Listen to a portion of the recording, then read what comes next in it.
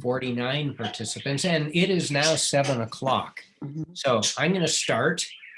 And at this point, please make sure you are muted unless you're our speaker, because while the speaker's talking, we don't want to have any interruptions. And I'll even be muting myself so you don't hear my parakeet in the background. But while I'm talking, you'll have to hear a parakeet. So my name's John St. Clair. I'm with the Los Serranos group. I'm the outings chair there. I'm also involved in leadership training for outings leaders. And this is the second of a series of Zoom events called Trail Talk. And last month was, the topic was local hikes. This month, the Trail Talk topic is night skies. And next month, it will be Snowshoeing 101. So each month, we'll have a different topic. And so far, I think the response has been pretty good. And glad to see a lot of people here. I see we're up to 56 participants now. And so we will have a time where there will be questions answered by our speaker, but the questions you'll need to put in the chat section, and Julianne and I will be monitoring that. And Danny's talk will be in 3 sections, and so we'll pause after the first section, and we will relay the questions to him, so we don't have to worry about unmuting and muting. So everybody who's here to watch, please stay muted the whole time. And those of you who just logged in, please also in the chat section put your name and where you're from, just for our information. Even though you may have registered, we're not going to get everybody who registered here tonight, probably, because there were over 140 people who registered, and we're now up to 62 participants. So I think I covered what I was supposed to cover. Talking about the chat. And then at the very end, we will probably allow you to unmute if there's some questions you have in general or feedback you want to give us. But while the speaker's speaking, everybody needs to stay muted. And at this point, I will introduce Julianne Anderson, who's one of the organizers of this. And Julianne will introduce our speaker. And now I'm going to mute myself. Thank you, John. Good evening, everybody. What a marvelous turnout. How exciting. It's so nice to see everybody in your backgrounds and all the different cities and areas you're from. As John mentioned, I'm Julianne Anderson, and together with John and Marianne Ruiz, the chapter chair, and Carla Kellums, my fellow outings leader, and I, we're the subcommittee for Trail Talk. We thought we would try this virtual gathering, kind of like what we would do at a trailhead, a trail talk, but on various topics. So we're very excited about this and very excited about the level of interest. So thank you for coming. We are holding these on the 3rd Wednesday of each month at 7 p.m. So as you undoubtedly did, go to our website, sangorgonio2.sierraclub.org, click on outings and events, and you'll find the Trail Talk, RSVP, and then you'll receive the Zoom link, the link, the ID, the passcode to get you to the meeting. So just remember, 3rd Wednesday of each month, 7 p.m. And as John referenced, our next meeting our topic is Snowshoeing 101 with our own Carla Kellums, who is very experienced with snowshoeing. She lives up in Green Valley Lake. And that will be on January 20th, Wednesday, January 20th. So mark your calendar at 7 p.m. Well, with that, I'd like to introduce to you my friend Daniel Perry, who is wonderful. Daniel is an amateur astronomer and member of the Riverside Astronomical Society, RAS. He has an observatory in the high desert. which he operates remotely. I love this, remotely from his home in Ontario to take images of star clusters, nebulae, and galaxies. He has been all over Southern California and other parts of the world to observe and photograph the night sky. Daniel's self-described astronomy addiction has taken him to Australia for a total solar eclipse and Alaska and Iceland for the aurora borealis. He's also an outdoor enthusiast, occasional backpacker, and drone pilot. And with that, I give you my friend, Danny Perry. Danny, take it away. Hi, everybody. Thank you, Julianne. And thank you, John and Marianne as well, and the Los Serranos group for having me. I appreciate it. Why don't we go ahead and get started? I'll share my screen and hopefully everyone will be able to see it. Let's see.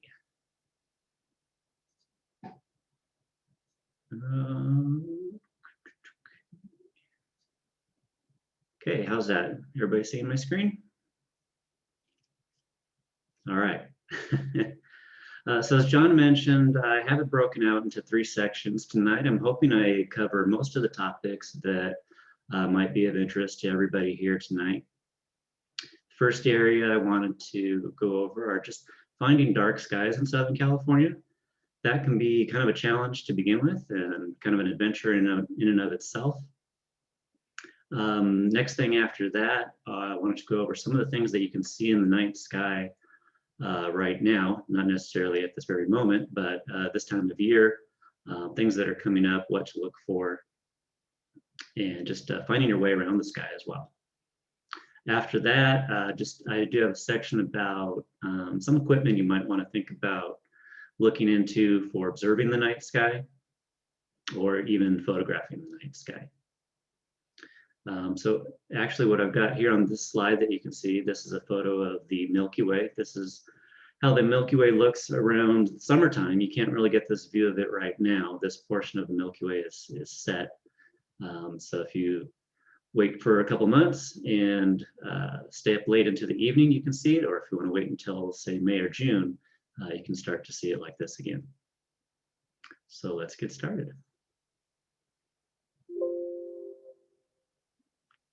All right. Just do a quick gut check here. Julianne, can you give me a hand wave? Make sure you see the next slide.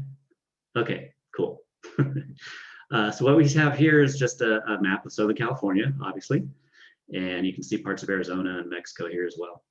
And just what I wanted to show you here is some of the areas that you can go to get dark skies. Most of you probably know that everything south and west of this line of mountains, San Gabriel, San Bernardinos, the Los Padres National Forest, those areas, it's pretty heavily developed. Everything from Santa Barbara down to San Diego, a lot of light pollution there. So you're really stuck with kind of the fringes of the mountains here, maybe the northern edges of them, the eastern edges of them. And then there's a wide open desert here that you're probably all familiar with. You do get some light pollution still, regardless of where you are in those areas. But the more remote you can get, the better those dark skies get. The smaller those light domes get, as we refer to them. Some of the areas that I like to frequent, you can see here actually a better view of what light pollution actually consists of in Southern California. The LA Basin and Western Inland Empire are pretty much lost causes. If you're in these areas, which most of us are, you're lucky to see a handful of stars and the brighter planets. You're not going to see the Milky Way and fainter stars, anything like that. Some of the areas I frequent include, of course, Joshua Tree National Park. I'm a big fan of the Cottonwood Springs Campground, which is toward the kind of south central part of the park. It's a little bit further away from the developed areas in the north, like Yucca Valley and the town of Joshua Tree and 29 Palms. And another nice thing about the campground is it's got flush toilets and running water, which is always nice too. Anza Borrego Desert State Park, which is just kind of west of the Salton Sea and Borrego Springs. The state park surrounds the town of Borrego Springs. It's, even though you're kind of surrounded by light pollution in pretty much all directions, The light pollution to the west isn't much of a factor because you've got mountains there that kind of mitigate the light dome that you would typically see. There's a pretty good light dome to the north from Palm Springs and the Coachella Valley, but the east and the south are pretty dark. It's also nice because Borrego Springs, there's a few hotels and resorts, so you can get some nice amenities and still, take a short walk or find a little dark area and still get some nice skies. Another area is San Bernardino Mountains, of course. There's Crestline and Arrowhead and Big Bear in those mountains, so there is still quite a bit of development, and you're still pretty close to the Riverside area and those kinds of things. So there's still a fair amount of light pollution, but if you head further east in the mountains, like the Onyx Peak and Sugarloaf areas, still decently dark, and you're at elevation too, which helps you get out of the haze and smog of the city. Whoops, jumping ahead. As Julianne mentioned, another site belongs to the Riverside Astronomical Society. It's out in Landers. We're currently at this guy right here. It's not too far from Yucca Valley. It's fairly remote. That's where I have my observatory, along with a few other people that have observatories there as well. It's a pretty good area in terms of darkness. And the nice thing about that particular site that belongs to the RAS is there are a couple of houses on the property, and they've got places to sleep, bathrooms, heat and air conditioning, and all that good stuff. Things are a little different right now because of the whole COVID situation in terms of social distancing, and our normal star parties that are typically on a monthly basis are not happening right now, but hopefully that will change soon. Mount Pinos or Mount Pinos up here. It's kind of where LA County, Kern County, and Ventura County kind of come together near Gorman and Fraser Park, that area. That's a nice spot because it's at 8,300 feet elevation. There's a nice flat paved parking lot at the top there. During the winter, it's a Nordic ski base for cross-country skiing. There's a campground up there. But a lot of astronomers just set up directly on the parking lot area. If you go up there on any new moon weekend, other than winter when it's covered in snow or a little too cold, there's usually impromptu star parties up there. Lots of people with telescopes that will be happy to show you different things, the planets and galaxies and all kinds of different things. Trona Pinnacles way up here is kind of an interesting site. It's got some interesting geological features, some tufas. If anybody's familiar with Star Trek V, I think it is, Final Frontier, you can see in that shot there, they filmed some scenes there because of the unique landscape. It's pretty much away from all of the light pollution, pretty dark skies there, which is nice. Oops. Alabama Hills, which is way up here to the very top of the map we've got here, is another nice area in terms of just general scenery, but also a very dark area. It gives you really dark skies. And what's nice about that area is it's dispersed camping, so there's no amenities, but Lone Pine is just about 3 miles away. So, you've got a grocery store and hardware store and supplies and anything you might need there. And then for the more adventurous, there's the Mojave National Preserve. So there's not a whole lot there in terms of amenities, and you're not going to find any hotels or resorts there. But if you're willing to really get away from light pollution and those kinds of things, it's a great spot. I mentioned Afton Campground and Amboy Crater. Those aren't technically in the Mojave National Preserve. They're a little south of it, but they're pretty close and great sites as well. So that was actually just the first section. Just wanted to go over some of the dark skies that you can find in Southern California. I think this would be one of our first pauses or breaks for any questions.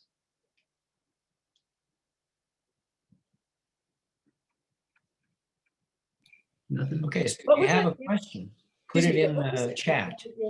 that you said that was in Joshua Tree? The name of it?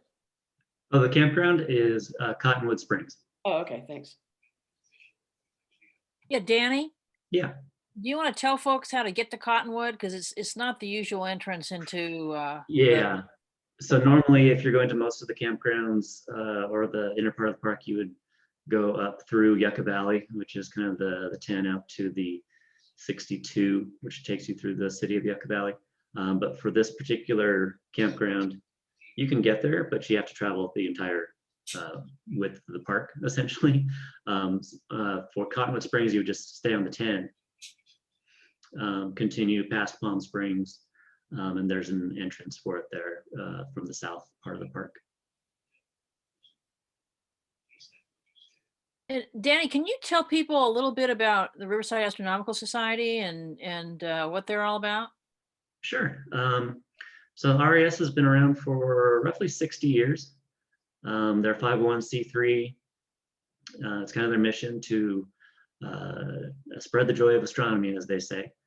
They've been doing it through different events, such as RTMC, which is unfortunately now defunct, but it was the Riverside Telescope Makers Conference that took place in Big Bear for the last 50 years or so.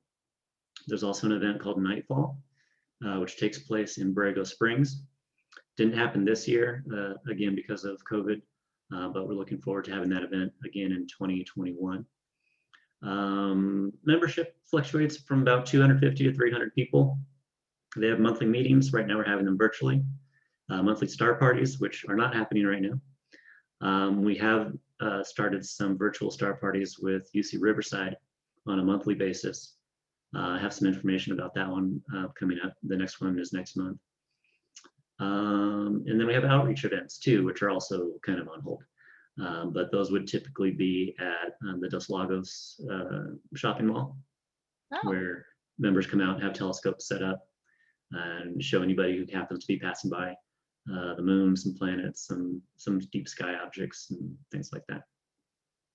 Hey, Perry Henderson has a question for Danny. Do you have a favorite campground at Anza Borrego?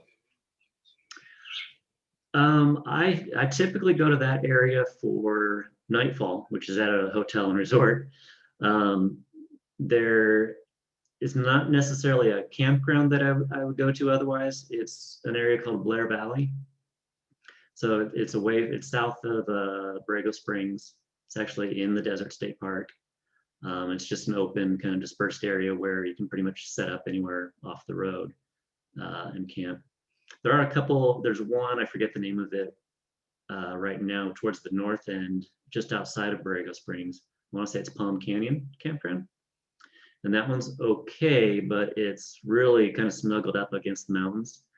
So you get a really early sunset, and it tends to get a little cold in there and kind of blocks a lot of the view of the sky, but it's still a good spot. And there's another one toward the south end of the park that its name escapes me right now, but that one's good as well.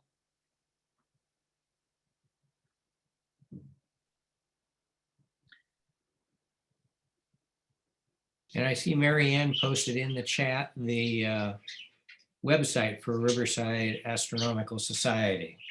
Oh, great. Yeah, I'm not, as presenter, I don't think I can see the chats right now, unfortunately. Okay. Anything else, you guys? No, I think we're set. Go on. Okay. All right. Next thing I wanted to go over is what's up in the sky right now. There's a lot of things up in the sky, but you can kind of break it down into four main things as far as what you can see with your naked eyes. This photo along the bottom actually is at GMARS, the Riverside Dark Sky site. Those buildings on the left, just for anyone who's curious, are the observatories.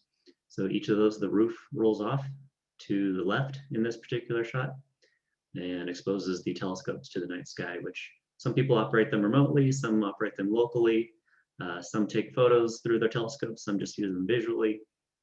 So another neat feature about this photo is this area on the horizon.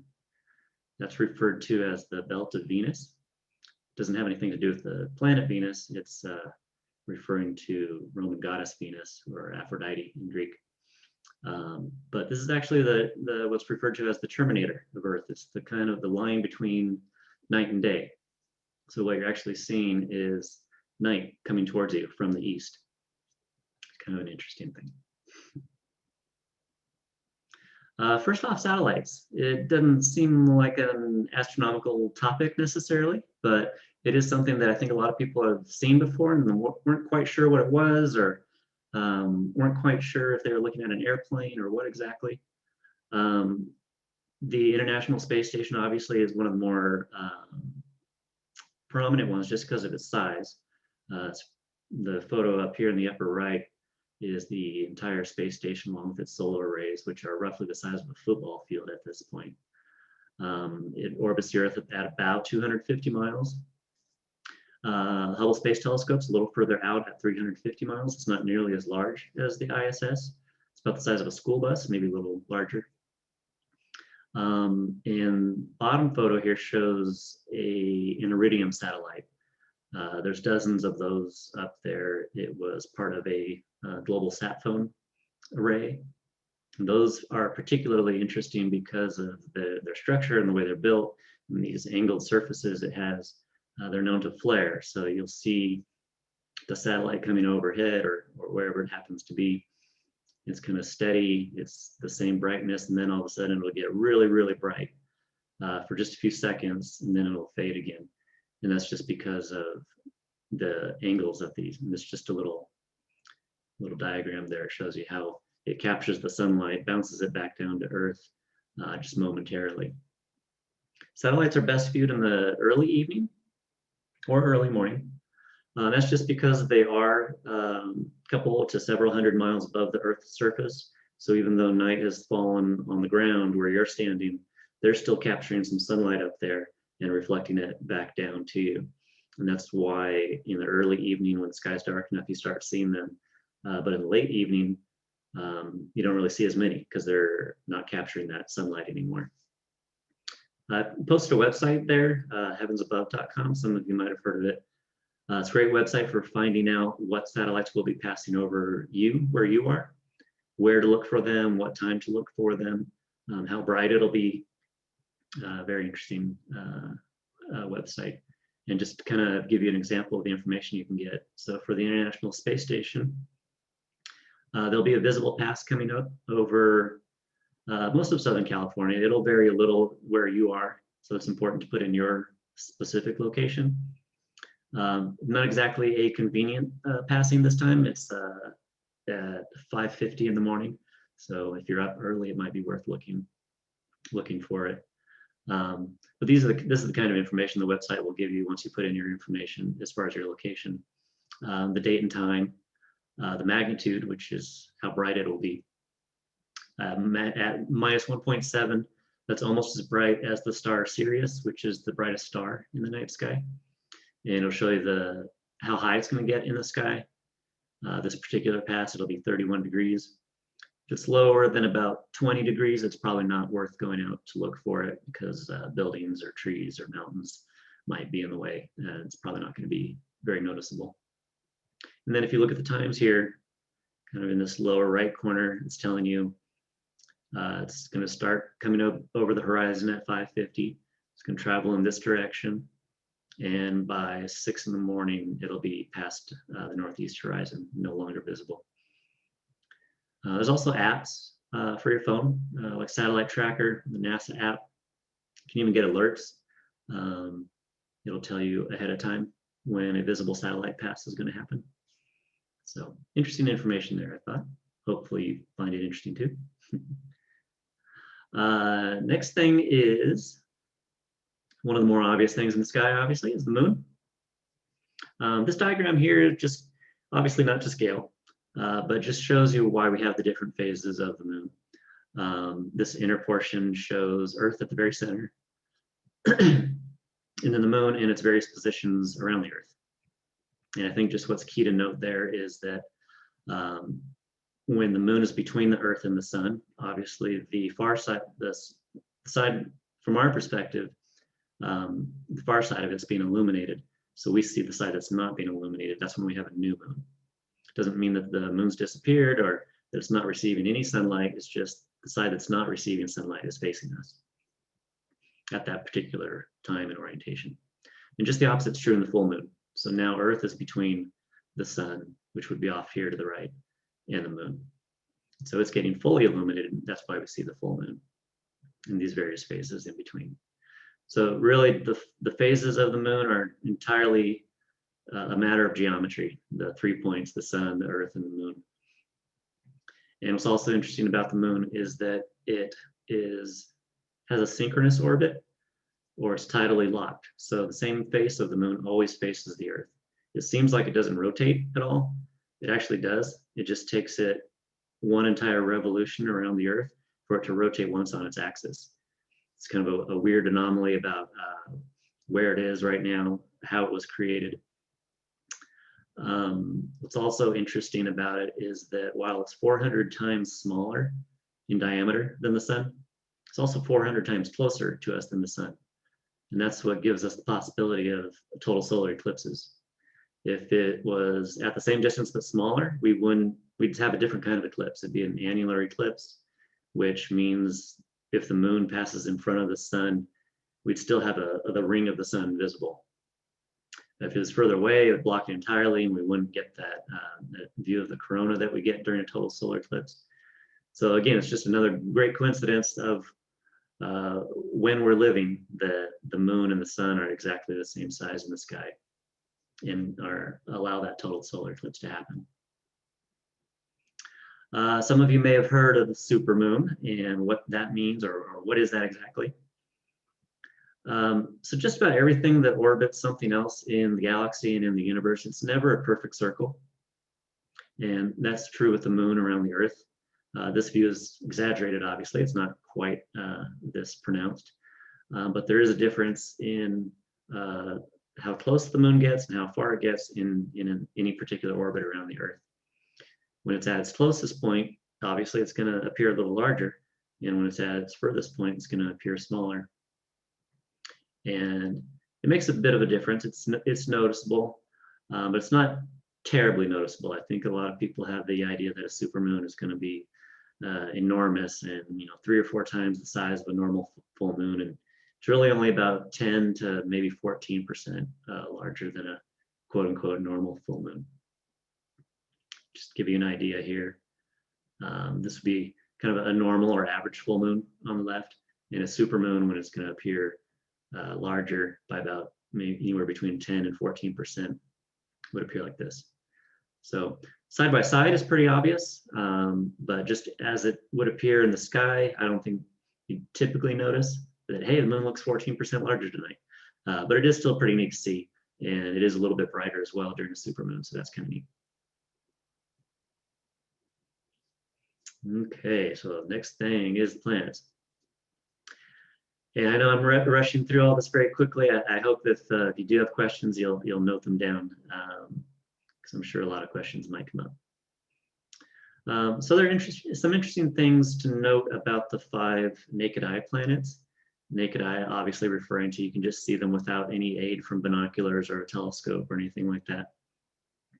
Mercury and Venus are unique from the other planets only because they're closer to the sun than we are. And what that means is that we can see phases of those planets. So kind of like the moon, where we can see a full phase and a new phase, and half or quarter phases and crescent phases. That's also the case with Mercury and Venus.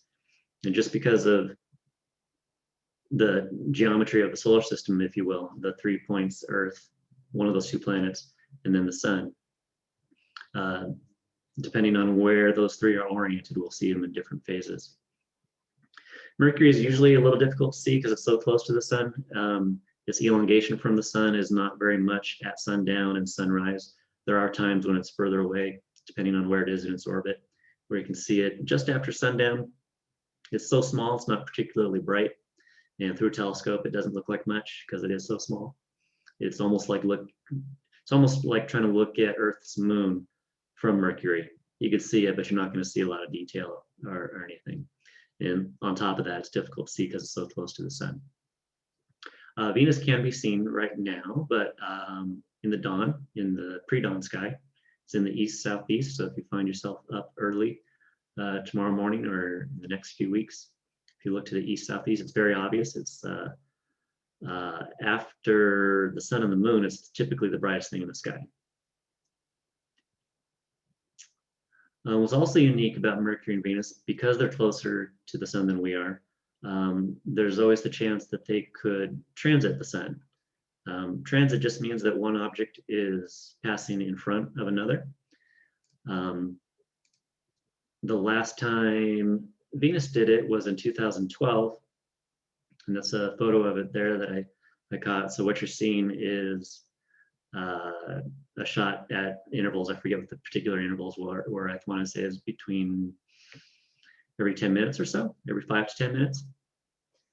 And that's where it's positioned across the face of the sun as time was going by. These smaller spots are sunspots. These are kind of areas of a lot of magnetic turbulence on the sun. We could probably talk about the sun as a whole other topic, but we'll leave it at that for now. And the only reason I didn't catch them going all the way across is because by the time Venus was right about here, the sun was setting. So the rest of the transit was not visible from my location in Southern California. Mars is out right now as well. If you look to the southeast at sundown, it's fairly obvious. It's actually is kind of reddish orange in color. It's the red planet, of course. Jupiter and Saturn, many of you have probably noticed, are in the southwest right now, right at sundown. They're very obvious, and they're getting closer and closer together in what will culminate in what's called the Great Conjunction on December 21st. I'll talk a little bit more about that in a minute. And then the further out planets, Uranus, Neptune, and if we want to call Pluto a planet, we can discuss that later. Those are too faint to be seen with the naked eye. You can see them with a telescope, but you need to know exactly where to look and what you're looking for. Uranus and Neptune, you can actually see a little color through a telescope. You can tell that they're kind of a pale blue. Uranus kind of more of a greenish blue. Neptune just has a very slight bluish color. And Pluto so far so small, just kind of looks like a star. You really have to know what you're looking at to even find it and pick it out from the background stars. So speaking of that conjunction, I don't know if anybody was able to get out tonight, but tonight was a good view, even though it's not the date of the actual conjunction. They are getting closer and closer together. And the crescent moon joined them tonight, which made for a really nice view. What this shows here is just the orbit of our planets, and kind of just shows you the alignment that's necessary for a conjunction. And again, just really a matter of geometry of where things are in the solar system from our perspective and why they're appearing so close and getting closer. So in this particular view, here we are in our orbit around the sun. And if we're looking across the solar system, Jupiter's out here, Saturn's out here, and it just so happens that they're pretty much in alignment from our perspective. If we were out here, say in Mars's orbit, they wouldn't be in alignment right now. Another thing that you can tell from this diagram, which is kind of interesting, if you were to draw a straight line from Earth to the sun to Mercury, you could see what I was mentioning earlier, that Mercury from our perspective would be really close to the sun and difficult to observe. If it were over here, that would make it easier to see at sundown. And then Venus, as you can see, so Saturn and Jupiter are evening objects right now. They're on this side of the sun.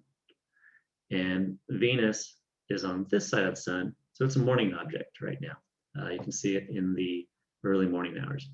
And then as our positions change, Earth moves some more, or Venus moves some more, all those things change. You know, the word planet means wanderer. So the stars seem like they're always in the same locations all the time, but the planets, they move from night to night, week to week, month to month. And here's a lot of information that I'm not necessarily going to read about the conjunction, but you know, feel free to browse through that. It's called a great conjunction just because Saturn and Jupiter are the two largest planets in the solar system. They're both very bright, Jupiter more so. Conjunction is just a pairing of objects in our night sky. It could be the moon and a planet. It could be other planets. Conjunction is just the word astronomers use when two objects come close together. And it's not that they're physically close together, it's just from our perspective. Real quick, I will go over this part here. So I think some people might have heard, a conjunction like this hasn't happened in 200 years, and some people have heard 400 years, and maybe even 800 years. So it gets back to what I was talking about earlier as far as the position of all the different objects. So there have been closer conjunctions than this one, as recent as 1623, but it wasn't visible to most people because it was only, its angular separation from the sun was only 13 degrees. So if you were looking at the sun here, Jupiter and Saturn were only about right here. So they'd be too close to the sun to see, too much glare. In 1821, there was a good conjunction that was viewable, but they were considerably further apart than they will be on December 21st of this year. And then there was an even closer conjunction than the one we're going to see on December 21st, almost 800 years ago. That one was very viewable. And if someone was looking to the east in the pre-dawn sky, they probably saw it. So just some details on when to look if you want to see the actual time of the closest pairing, the closest conjunction. That's going to be Monday, this coming Monday. You want to look southwest at sundown or after sunset. Don't wait too long. Don't wait till 7 because they'll start setting just like the sun. They'll get pretty low on the horizon by that time. So the best time to look is about 5:15 when it starts getting a little darker until about 6:15, and they're still high enough, not too low in the sky. You can see them with your naked eyes. Binoculars will obviously enhance the view. A telescope, what's really neat about this conjunction is that they're close enough that Jupiter and Saturn can both be seen through the eyepiece of a telescope, and you'll be able to see detail, the rings of Saturn, the bands on Jupiter, all in one view in an eyepiece, which would be pretty neat. And then if you did miss it tonight, here's a photo I took just a little earlier. What time is it? About 2 hours ago, I guess. So at the top is Saturn. You can see it's not quite as bright as Jupiter, which is down here. Had a bit of clouds, but that's actually a point I'll get to a little later if you are thinking about taking photos of the night sky and things like that. Don't let clouds put you off necessarily, because sometimes they can kind of add to the ambiance or the appeal of the photo, if you will. This was just from my front yard. All right, got a few more things to talk about for the night sky. I wanted to show this slide just to kind of give you a little bit of orientation on a couple different things. So there was a time when it was actually thought that there were spheres within spheres, and the Earth was at the center, and the stars were all attached to a sphere that was, outside the Earth. Obviously, we know that's no longer the case. I have a question. Yeah. What type of camera and what type of lens did you use to take that picture on yesterday? This was actually tonight. I used a Canon 5D Mark IV, and I had a 150 to 600 millimeter lens. I think it was at about 250 millimeters. Yeah, and do you know approximately what speed? I believe, I don't have all the information right now. I'm looking down because I'm looking at the camera right now. That's going to help me. I'm not sure off the top of my head. I want to say it was about 1/4 second. Okay, great. Thank you. Mm-hmm.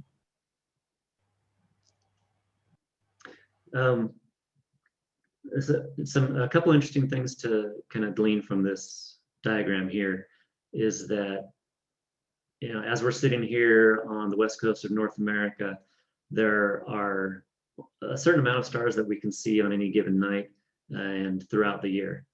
Anything from about here up, if you will.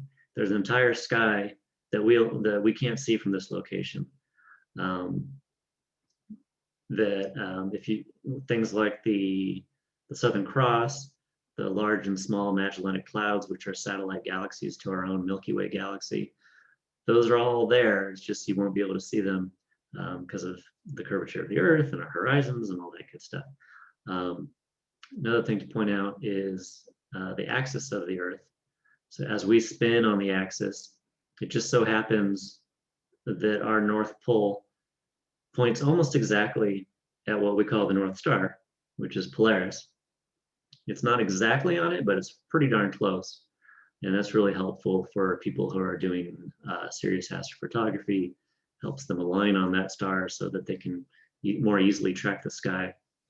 Those in the southern hemisphere don't have that nice convenient star right at the south celestial pole. So they have to do a little more figuring and calculations to target that directly. Let's see.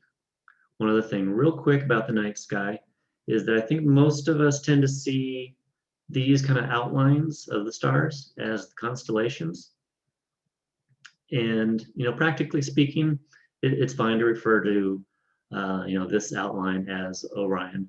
But as far as astronomers are concerned, the constellations are actually sectioned off parts of the sky. So Orion isn't just these stars and lined between them. It's actually this border here. So there's 88 modern constellations that astronomers identify. And like I was saying before, you can only see so many of them from your location on Earth.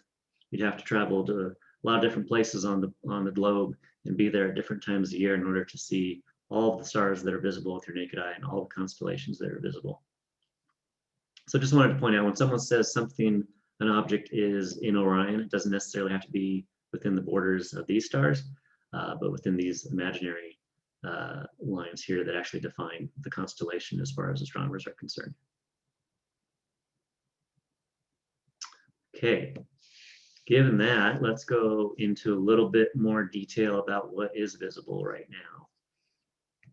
So this is just a screenshot from a piece of planetarium software called Stellarium. You can see here down at the bottom. It just simulates the night sky, shows you what's visible. You can put in any date and time, location on Earth, and it'll show you what's up.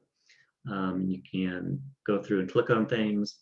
It's really useful in that regard, especially if you're trying to plan, say, a certain photograph or something like that in the future, and you want to see what's going to be up when. And just also helpful just to orient yourself with the sky. So real quick, I just wanted to go through some things that are visible in the quote unquote winter sky. We're not technically in winter yet. And, I might use the phrase winter constellations, but there is really no hard line or cutoff that means, this is a winter constellation and this is a summer constellation. It generally just means what's prominent, what's high in the sky, easily visible in a particular season at, say, after twilight, after dusk, when it's dark. So depending on the time of year, maybe 8, 9, or 10 p.m. But if it's, say, it's springtime, for example, and you stay up late enough, say 2 or 3 in the morning, you're going to start seeing the stars and constellations that are typically associated with summer. So it's just a matter of what's prominent, what's visible in a reasonable hour at night. So I think everyone's familiar with Orion as kind of being the main quote unquote winter constellation. It has 2 bright stars that are easily recognizable. Actually, all the stars that kind of make the general outline of Orion, the hunter, are fairly bright. But Betelgeuse, which is at its upper left, and Rigel, which are at its lower right, are the more prominent ones. Betelgeuse is pretty noticeable because it's kind of an orangish reddish color. It's also interesting because it's believed to be in kind of the pre-nova stage, where it fluctuates in size and brightness. And this just happened, there was a significant dimming of it recently in the last few months. And it's come back to kind of average or normal brightness recently. But it's essentially going through that struggle between fusion and gravity, where gravity wants to pull it all in and make it a tiny, tiny ball, and fusion wants to expand it out. And that's pretty much the story of every star. There's always that, the prime of its life where everything's in balance for a few billion years. But ultimately, that fusion has to stop. There's no more material that can be fused, and gravity wins out. It collapses everything in on itself, and depending on the mass of that star, it'll either whimper into a brown dwarf or become a nova or a supernova. It all depends on its mass to begin with. Another bright, or actually Orion, real quick, let's go back to that. Take another look at the next slide as well. But there's something in astronomy called star hopping or pointer stars. You can essentially, if you can identify one or two stars, you can use them to locate other stars and other objects. Orion has a couple. So the figure of Orion, mythologically speaking, is Orion the Hunter. It's got its head up here at the top. These are its shoulders. It's got this belt, of course. This little fuzzy patch here is supposed to be Orion's sword hanging from its belt. That little patch is actually nebula, we'll talk about in a little bit. These bottom stars are Orion's knees. And what he's doing here is holding up a club in this hand to the left and doing his namesake hunting, holding up a lion in his other hand. But if you take these two stars, which are quote unquote the shoulders, and just kind of go off to the left here, you'll find Procyon, which is a very noticeable and bright star in Canis Minor. And then if you take the bottom two stars, which are the knees of Orion, and do kind of the same thing, you'll find Sirius, which is the brightest star in the night sky. So just, they're not going to direct you exactly to it. So if I was drawing this line, it'd bring me out to about here, but they'll point you in the general direction. Same thing with these top two. You kind of end up here if you drew a really straight line, but if you kind of follow the general direction, it points you toward Procyon. So that's a fairly easy way to identify some of the brighter stars that you'll see in the night sky. There are a few different instances of pointer stars. Those are a couple with Orion. And then let's go through some of the constellations here. So Gemini are the twins. You got Castor and Pollux, which are the heads of the twins, these two stars up here. And some of you might know that the Geminid meteor shower just recently had its peak Sunday night into Monday. It's usually a pretty good, reliable meteor shower. I wasn't able to get out that night, but I was out the night prior. And just looking up for about 3 minutes, I saw 4 to 5 meteors, all pretty bright and noticeable, which is kind of neat. So I'm going to kind of walk you through a few different stars here because they make what's called an asterism, which is similar to a constellation and these constellation figures, but a little bit different because they don't make up an actual constellation, and they can be kind of another figure within a constellation, or they can take stars from several constellations and make another shape that people have just identified over time. So you've got Castor and Pollux in Gemini. You've got Procyon in Canis Minor, which we identified earlier using the shoulder pointer stars in Orion. Sirius, which also we took the two knee stars from Orion, if you will, to identify. And then back up to Rigel, which we saw. And then in Taurus, you got this star here, Taurus the Bull. The star is referred to as Aldebaran. And Taurus is an interesting constellation because it contains the Pleiades, which I'm sure a lot of you are familiar with. And then we'll go up to Capella, which is another bright star. And if you take all those into account and kind of draw a line between them, an imaginary line, they make up what's called the winter circle. So not a very good circle. It does look a little bit more like a circle when you're actually out under the sky looking at them versus this map projection, if you will. But I think some liberties were taken in calling this a circle. It's also called a hexagon, which also is kind of a weird hexagon. But just something to look for in the sky. And this is referred to as an asterism. So it's not a constellation like Orion the Hunter. It's not something like the Big Dipper. It actually just takes several pointer stars, if you will, or brighter stars, connects them together, and just makes an interesting sight. So in summer, summer's known for the summer triangle, makes three stars, things like that. Winter has the winter circle. Real quick, one more thing. So this view here, like I said, this is planetarium software. This is if you were looking south. I don't think I mentioned that prior. If you were to not tilt your head back, but actually turn your body around 180 degrees and look north. Oh, sorry, we'll get to that in a second. Let's go through Orion just a little bit more actually first. So this is just a close-up of Orion we saw before. These are the Betelgeuse, which we talked about in Rigel in Orion's belt. You'll see the sword hanging down, and you can see, even with your naked eye, you can make out this fuzzy patch. It's kind of difficult to determine what it is with just your naked eyes, but if you have a pair of binoculars and look at it, you can start to see more nebulosity, kind of a gray, fuzzy area. It's showing a little color here just in the planetarium software. But if you were to look at that through a telescope, get an even closer view, you'd see a pretty impressive nebula. It's really bright, obviously bright enough to see with your naked eyes. And photographically, it looks something like that. So through a telescope, you're not going to see the color.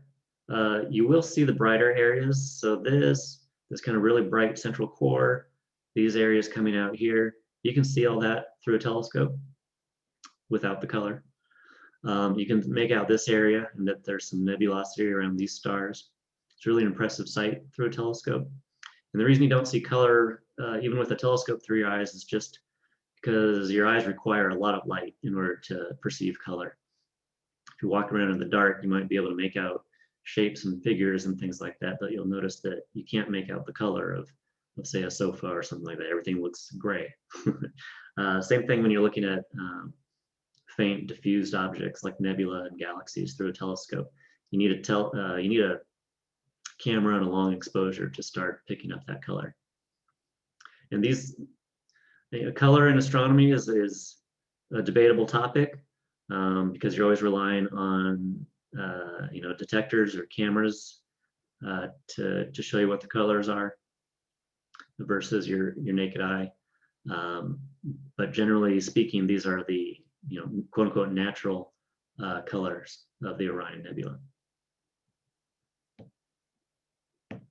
Look at Taurus real quick. So I mentioned in Taurus is the Pleiades.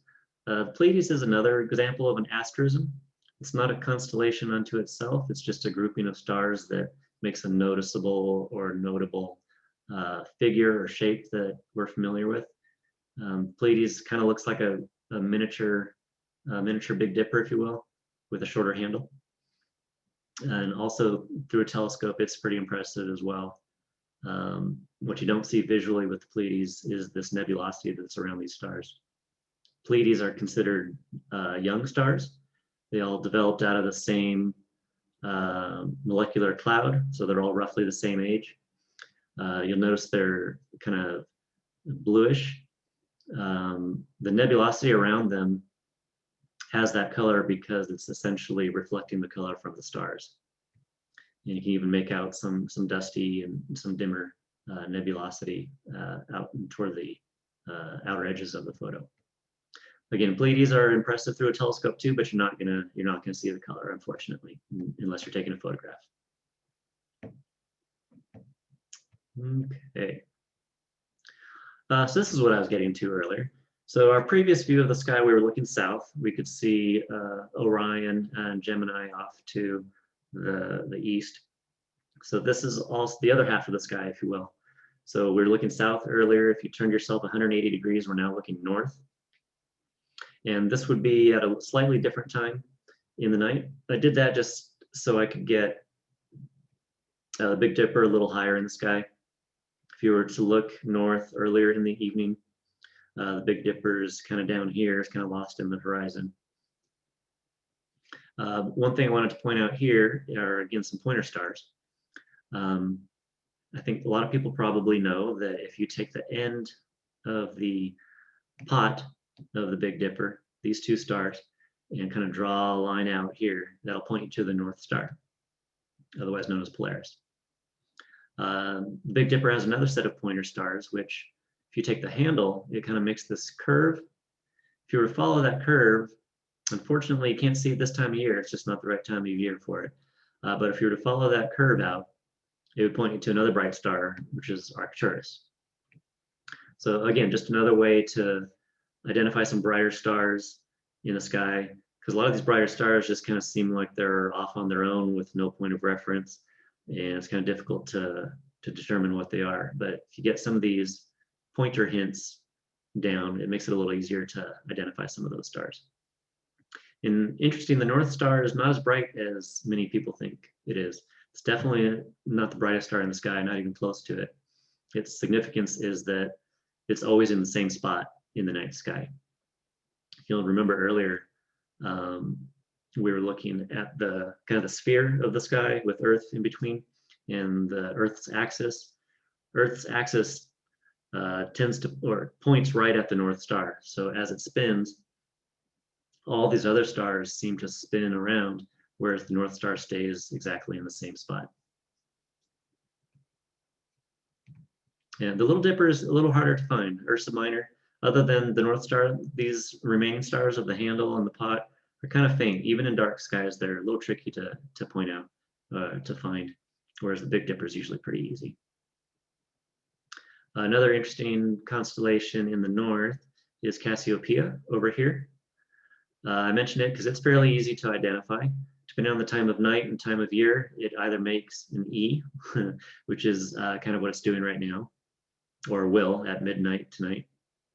And then as it kind of rotates down here, it'll look like a W. And when it's over here, it'll look like a 3. And then when it's up above the North Star, it'll look like an M. So it's another constellation that's fairly easy to find and point out. And again, here's that graphic showing Earth's axis. And if you were to draw a line through the Earth from the South Pole to the North Pole and extend that into space, that line would point directly at the North Star. Okay. I just wanted to highlight a few things that are coming up. The Geminid meteor shower peak did already pass, but meteor showers don't just kind of happen one night. There usually is a few days before and a few days after. You can still catch some of the meteors. Gemini, or the Geminid meteor shower, is typically visible till you can see some showers or some meteors till about the 17th, maybe as late as the 20th. The Jupiter-Saturn Great Conjunction, as we talked about, also takes place on the winter solstice this year. Be sure to get out there and look at around 5 p.m., no later than 6:45. They're getting a little too low in the sky by that point. And then Lowell Observatory in Flagstaff, Arizona will have a live stream of the conjunction. So if it happens to be cloudy here, or if you're not able to get outside, you might want to take a look on their site. And just some other dates there. The other one I wanted to point out is the Riverside Astronomical Society and UC Riverside Virtual Star Party. They're themed each time. I think in last couple of months, they've had one on exoplanets, so planets that revolve around other stars. One on the just the naked eye planets that were out. Next one will be on the moon. And then way out in the future, April 8th, 2024, make sure to make your plans for the total solar eclipse. We had the great American total solar eclipse in 2017 that went from about, I think it was Oregon to South Carolina, so pretty much across the entire United States. This one will cross kind of perpendicular to that. It'll go from about Texas to Maine. Highly recommend you look up some information there. Best viewing will probably be in the Texas, Oklahoma areas as far as how long the eclipse lasts and all that kind of stuff. All right, that's our second break.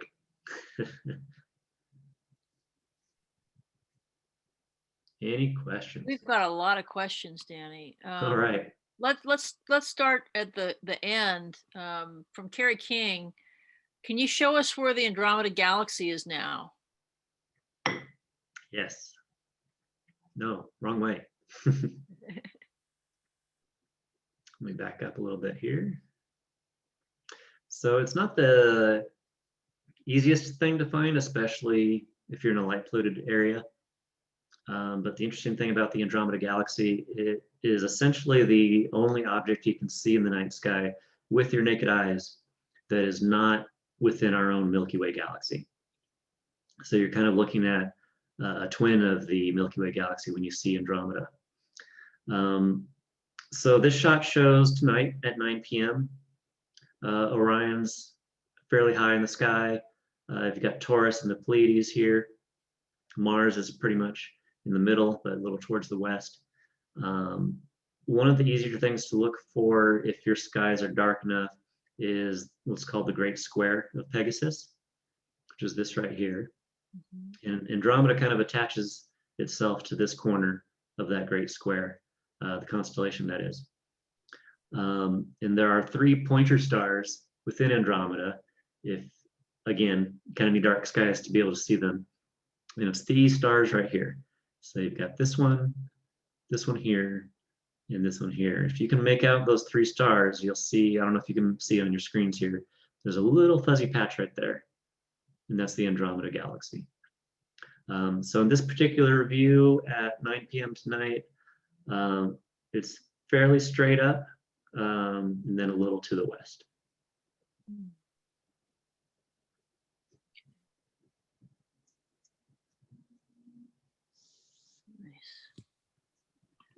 Okay, a couple more questions, Danny. Can we see the Milky Way in the winter sky, say from Joshua Tree? You can. It's not nearly as impressive as what's referred to as the summer Milky Way. So in the summer months, roughly May through August, depending on how early you're willing to get up or how late you're willing to stay up. You've got the summer Milky Way to the south, which we're essentially looking at the central portion of our galaxy. And that's really where the stars get more dense, and they are so dense that it just looks like a cloud of light instead of individual stars. So when you see photos of the Milky Way with that central bulge and a lot of color and kind of these dark lanes going through it, that's the summer Milky Way. But the Milky Way, it's not just that bulge, it extends out in both directions. And in the winter, it goes just to the east of Orion. You can actually kind of make it out here. So again, it's not as prominent as that summer Milky Way, but you will notice under dark skies, Joshua Tree is typically dark enough where there's kind of a little bit, an area where the stars are more dense, going past Orion right here. Well, speaking of Joshua Tree again, Danny, if some of us wanted to go out there this weekend or on Monday, which is solstice, which is the 21st, and we're looking to the southwest around 5 o'clock, at dark, at twilight, how far above the horizon will Jupiter and Saturn be? If I was to like hold my hand up and put my, my thumb on the horizon, would it be like a hand's length? Would it be further up? So when you'll first be able to spot Jupiter, which it's fairly bright, so you don't necessarily have to wait till it's dark to see it. You can see it during twilight still. It's fairly high. I don't know the exact number of degrees above the horizon right now. I want to say it's somewhere in the neighborhood of 20 to 25 degrees. So it's going to be a few hand widths at arm's length. Okay. Yeah. Okay. And then there was another question about Venus. Is Venus always the morning star? Is it, quote unquote, the morning star? It's a planet, but is it always the bright object? No? Yeah, the planets, all 8 or 9 of them, depending on your particular view, we're always moving around the sun, and we don't move at the same speed, and we all have different paths or lengths or distances to travel to get around the sun because of our different orbits. So depending on our where we are around the sun and where Venus is around the sun, sometimes it's in the morning, sometimes it's in the evening, and sometimes it's so close to the sun that we don't see it at all. That's never the case with the outer planets because we don't have to contend. I take that back. It is the case, but in a different way for the outer planets. So when the outer planets are across the solar system, if you will, from us on the other side of the sun, They're too close to the sun for us to see them. Okay.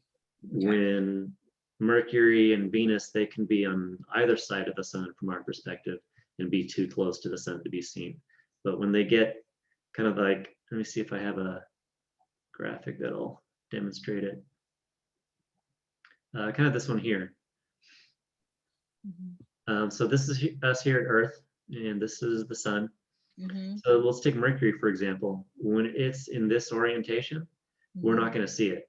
Not because it's on the far side of the sun, but because it's in line with the sun. It's too close to the sun for us to see. Right. This, if we're looking at the sun in this orientation, it's obviously daytime.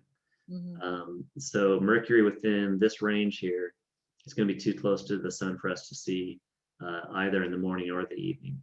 When it gets out to this area, that's when we'll be able to start seeing it, because it's farther, it has that angular separation from the sun, Mhm. so that when the sun sets, there's still a short time where Mercury can be seen before it sets. And just the converse of that is if it's on this side, there's a short time before sunrise where we can see Mercury. Same thing goes for Venus. So this time of year, we'll be able to see Venus just like at 4 in the morning, or Yeah, and it's not even fair to say this time of year, just right now, because of our orientations, we can see it in the morning. This time next year, not necessarily the case, because Earth and Venus, like I said, we've got different speeds and different orbits. So when we're in the same spot next year, Venus is not going to be in the same spot it is right now. Oh, okay. Hey, I have a comment, not a question, from Sky's the Limit Observatory in 29 Palms. Put Hey a guys, to everyone. It says, hello from Sky's the Limit. We welcome astronomers to come set up on our campus at any time. very cool. Yeah, they're I believe along the main entrance to Joshua Tree National Park. Shortly before you get to the park entrance, they're off there to the left, and they've got a great facility there. Hi, folks. I want to welcome you. Come anytime. Our buildings are not open right now. Our restrooms are not open. Our dome isn't open, but we have plenty of space for you to set up, and we're a great space to observe. Come see us. Right on. Right on. Very cool. Couple other things. You referenced GMARS.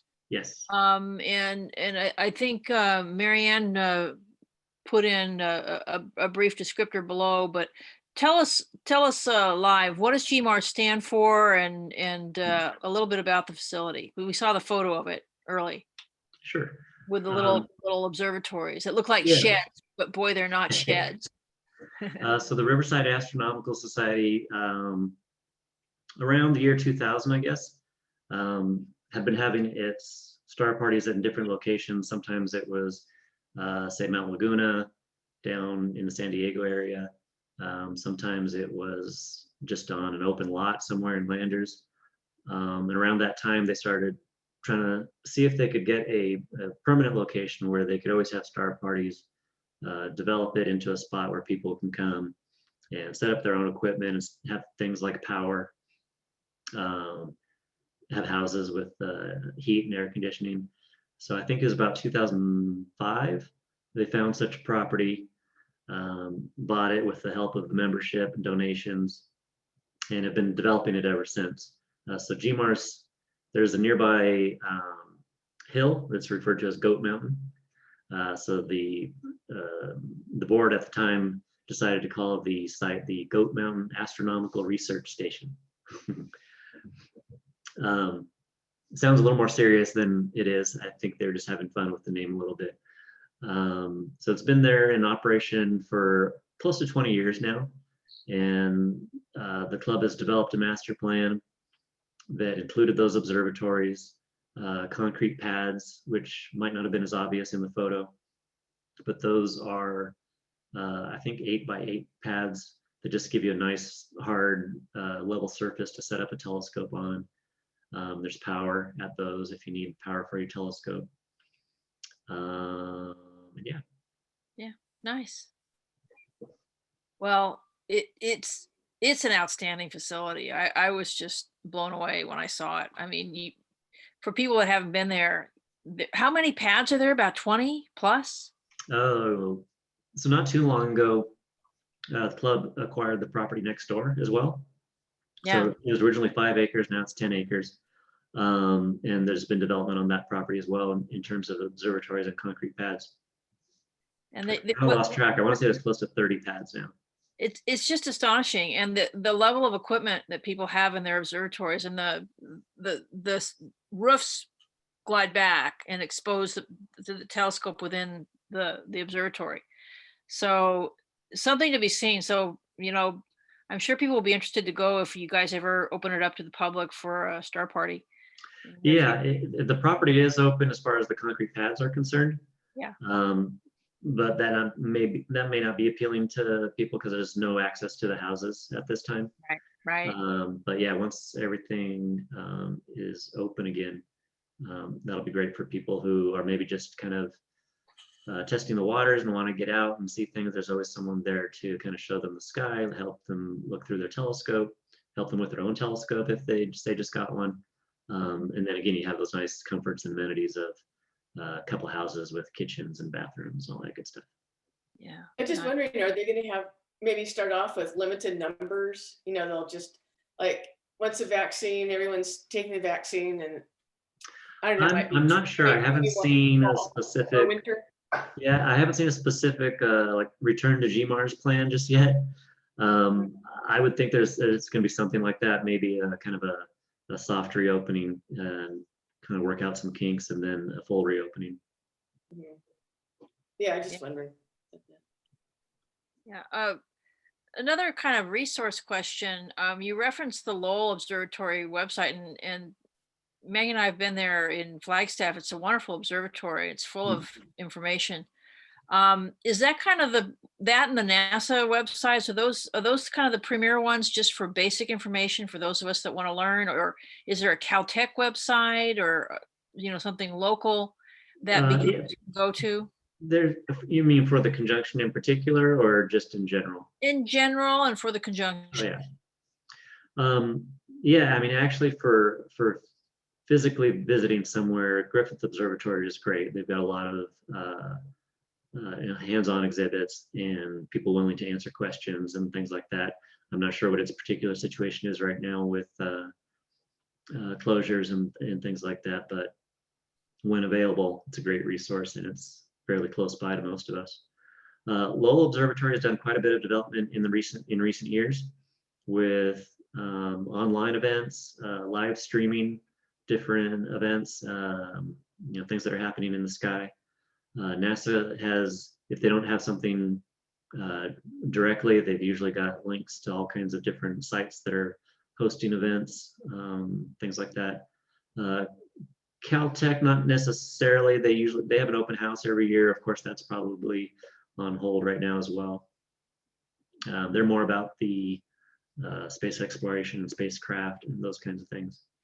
At the University of Arizona, I heard that they have a good observatory. Yeah, University of Arizona has a great astronomy program in general, and they've got a lot of solar observatories too, and a lot of facilities in Tucson area. Yeah.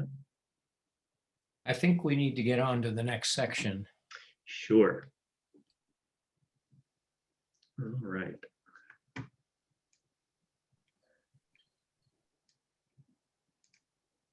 Okay. So the next thing I had up was talking about some specific equipment and what you can see, what you can expect to see, things like that, both visual and photographically.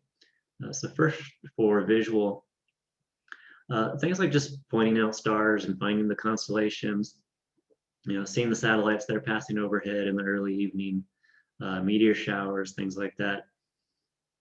All you really need and all you really want for those are your naked eye. A telescope or binoculars aren't going to help you for a meteor shower because they happen over such a wide area of the sky and they happen in such a quick amount of time. Typical meteor flash is anywhere from a tiny fraction of a second to maybe 3 or 4 seconds at longest. So binoculars or any other equipment isn't going to really help you there.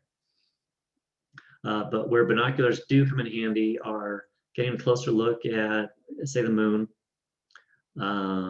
even some nebula and star clusters and galaxies, like Andromeda, through a decent pair of binoculars looks really impressive.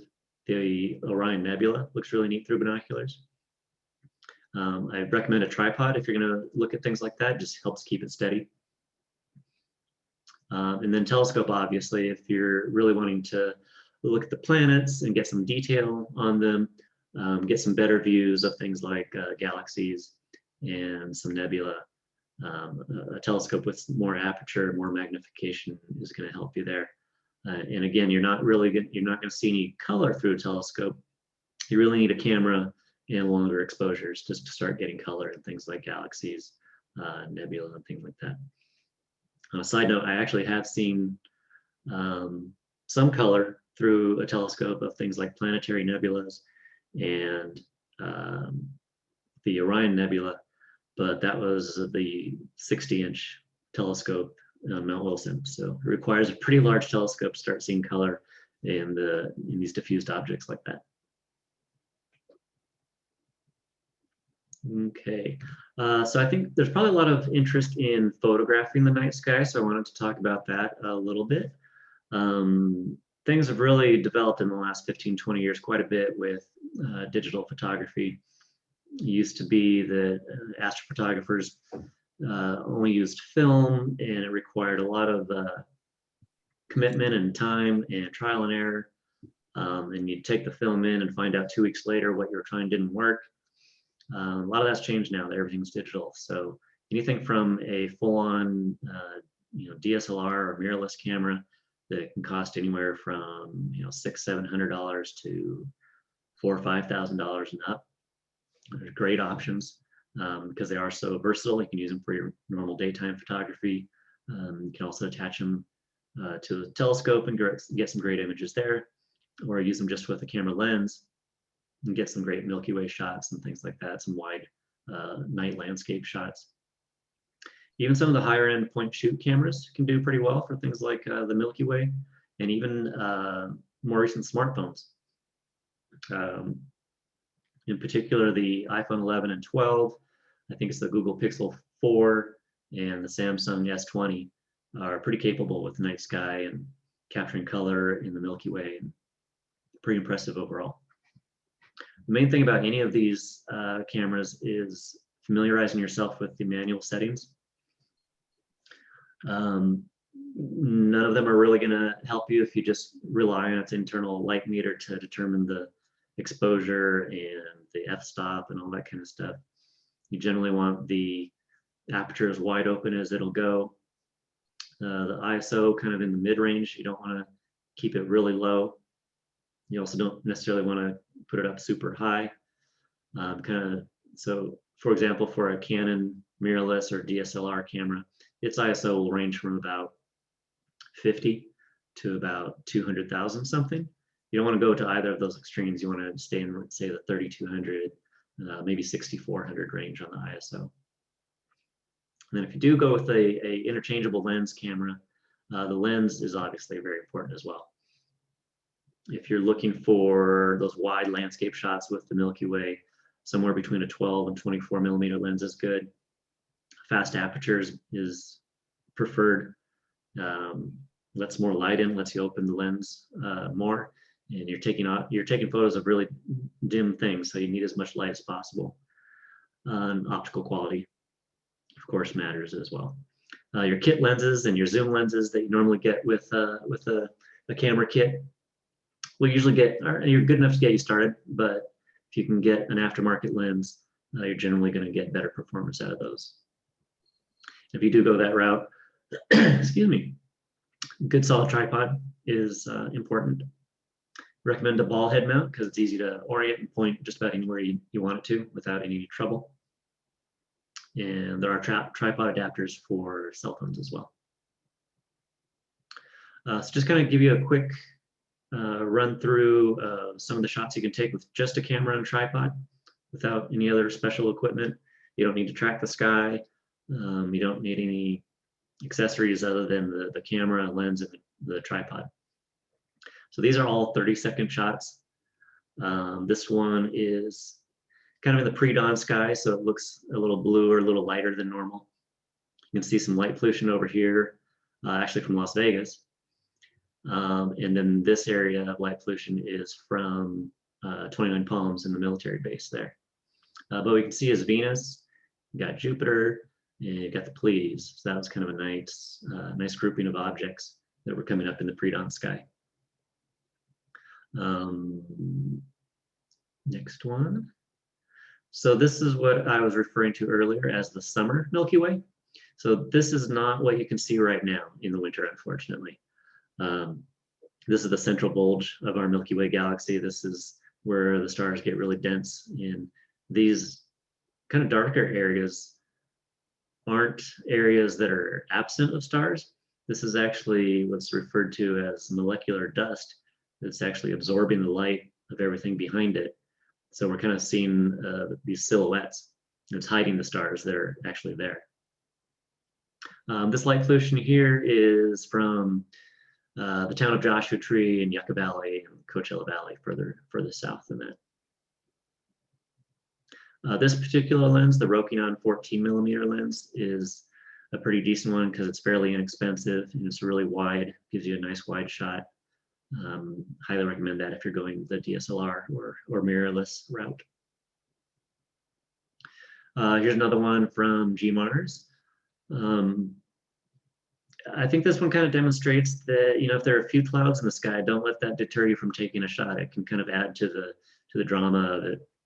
This particular shot has a lot going on. Got the observatories here. You have Goat Mountain, the GMARS namesake there in the background. Got a nice prominent Joshua Tree there on the property. Some clouds coming through. And I don't know if you can make it out in the screen share there, but you can see the Andromeda Galaxy right there. And you can see the Pleiades just coming up over the mountain right there. And then this is me walking through the frame with the red headlamp on during the 30-second exposure. So it captures the light because it's bright enough, but I'm still fairly dim and moving. So you'll notice that it doesn't capture me, it just captures the light. Here's another more recent one. This was Comet Neowise that was in the skies earlier this year. This again, just a camera lens and tripod, no other special equipment. If you missed Neowise, I'm sorry, because it was a really neat comet to view.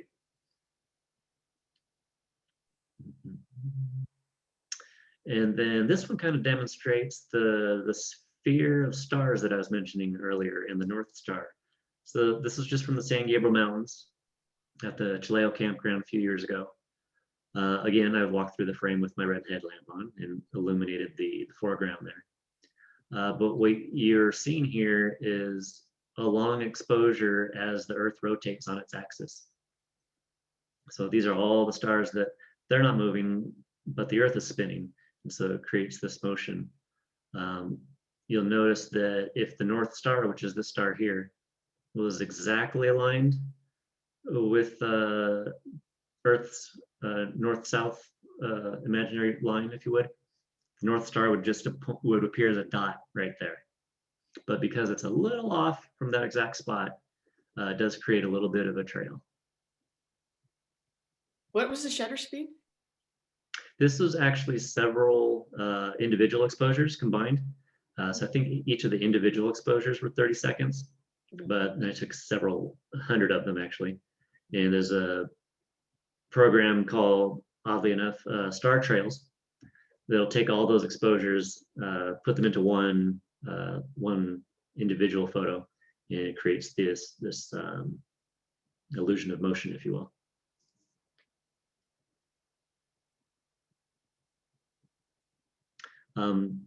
So this again is in San Gabriel Mountains looking north. The only reason it's possible to get a shot like this is because I am looking north versus south, whereas the lights from LA and the LA basin would have pretty much washed out everything. You can see even from over here, the Lancaster Palmdale are creating a bit of flow over there as well. And these little lines here that you can see, they've got periodic dots. Those are airplanes passing through with their blinking lights.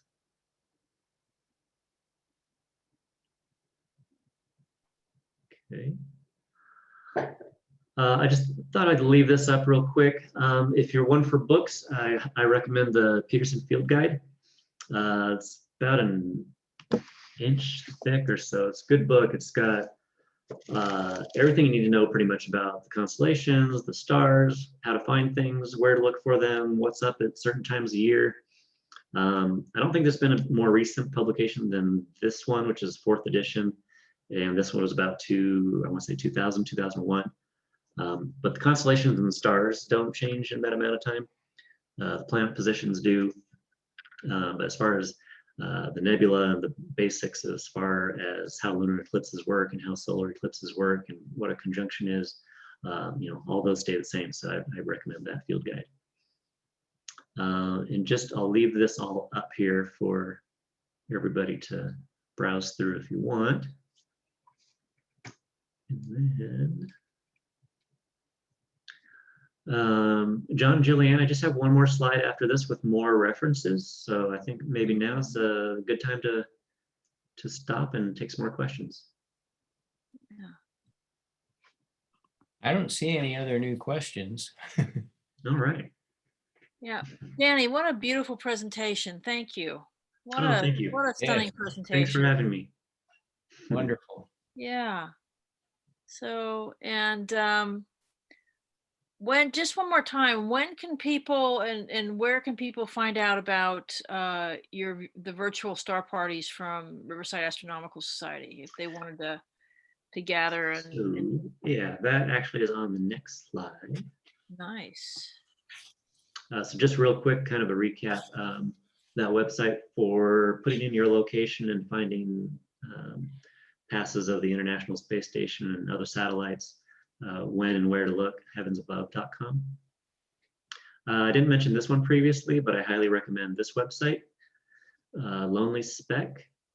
It's run by a guy by the name of Ian Norman, and he really goes through all the kind of the basic, everything from the basics to intermediate to advanced things you'll need to know about taking photos of the night sky, particularly those wide landscape shots with the Milky Way in the background and some sort of neat feature in the foreground, like Trona Pinnacles, or the rock features or mountains from Alabama Hills, places like that.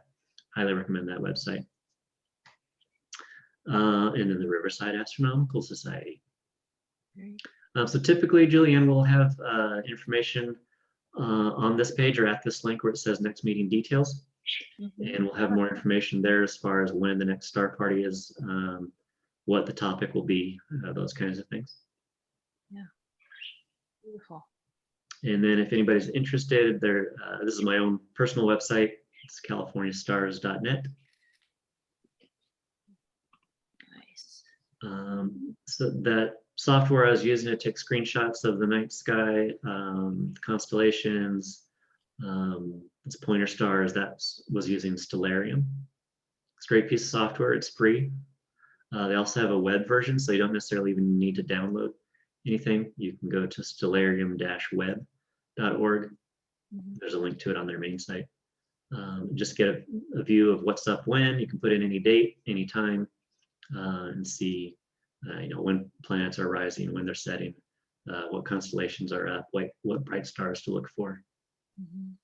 And then there's a lot of different mobile apps for things like planetarium software, Sky Safari, Night Sky, Sky Guide, and Sky View. Those are all planetarium apps where they simulate the night sky and you can see what's up. And some of them have that augmented reality feature where you can hold your phone up and it knows exactly where it's pointing and it can label the stars in the sky and stuff like that, which is pretty neat.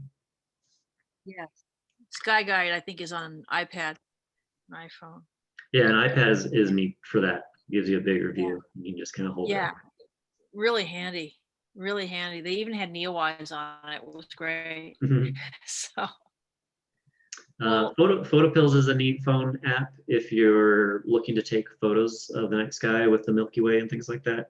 It has a lot of great features as far as not just sky maps, but it'll have a calculator in there if you want to do time lapse, how long your exposure should be and how many you should take and how long that process is going to take. Will show you, things like where the moon's going to rise on your horizon if you're trying to compose a photo with something in the foreground. So it's really useful application in that regard. And then satellite tracker and NASA's app are pretty good for getting alerts for different satellites that are passing overhead and just various things regarding space missions and things like that. And that Equipment recap yeah. again? The equipment recap? Yes. Do you know how do I take a picture of that on my Mac? Take a picture of that photo equipment recap. Oh, How do I do that on my Mac? Do you know? Yeah, I do. yeah, I believe on a Mac it's Shift Command. Command 3. There you Oh, go. Command 3? Shift Command 3 takes a Oh, good. screenshot of the whole That's a screen screenshot. Okay, now where does it end up? on your desktop usually. Oh, it's on my desktop? Okay, thank you. Yeah. I just did it. Shift There should be a Command. file that just says screenshot with the time and date. Oh, okay, thank you. Right. Yeah, I took several screenshots because it changed with the different things. Yeah, it's really So handy. handy, Yeah, to do. so handy. Beautiful job, Danny. Thank you. Yeah, thank you what a very much. beautiful set of slides.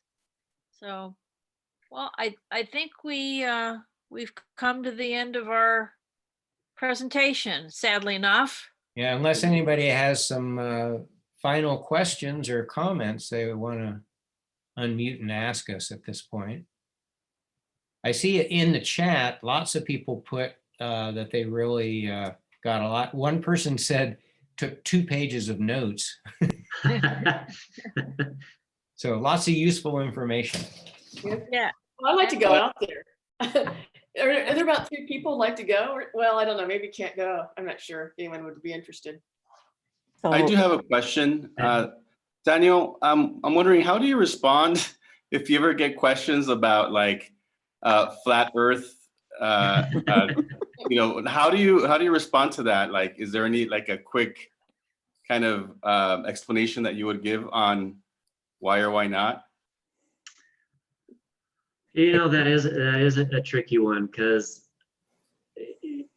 when I have encountered it, the people genuinely have an interest in the night sky, but then something like that gets brought up and it kind of you're not expecting it.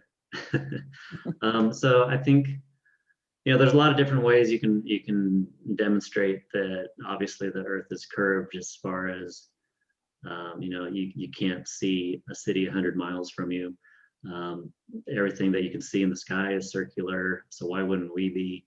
If you look at the moon and its phases, if it was receiving sunlight, it would always either be full or new. You wouldn't have these different phases like a sphere gets.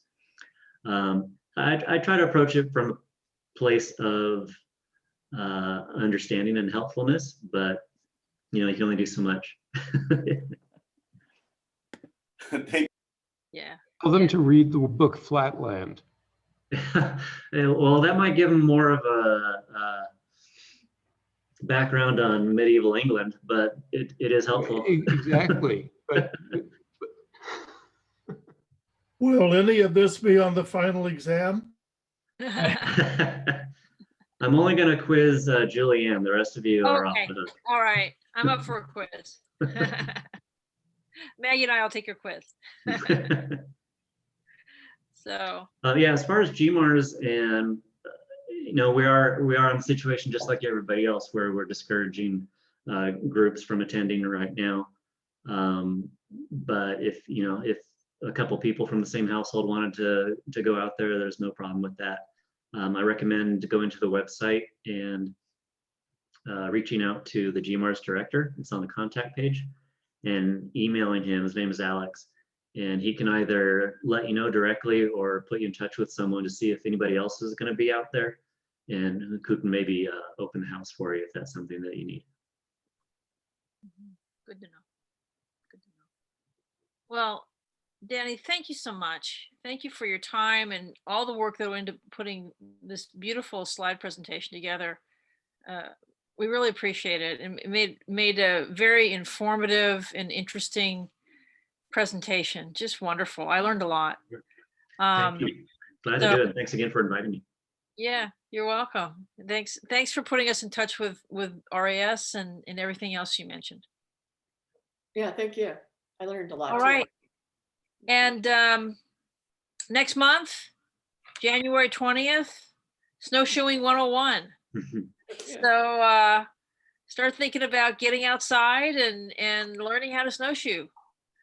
So, and then we could, spend an evening and look up at the sky and use Danny's information.